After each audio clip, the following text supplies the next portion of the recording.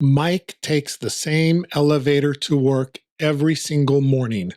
His office is on the 8th floor of a tall building.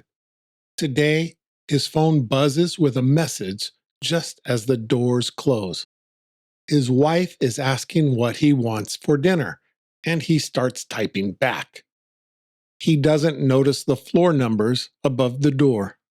When the doors open, he steps out, still staring at his screen. He walks a few steps down the hallway before something stops him. He looks up and realizes it feels slightly different today. The carpet here is dark blue, and the blinds are closed.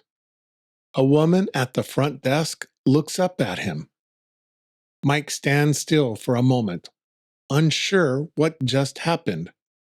Ah, this is the 7th floor, not the 8th floor. He feels embarrassed. The elevator doors have already closed.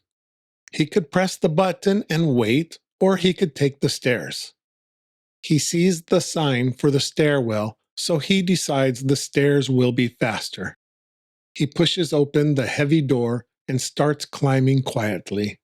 His footsteps echo in the empty concrete stairwell. At the top, he opens the door onto the 8th floor, a hallway he knows well. The carpet here is light blue, and the blinds are already open. He can smell fresh coffee brewing in the break room.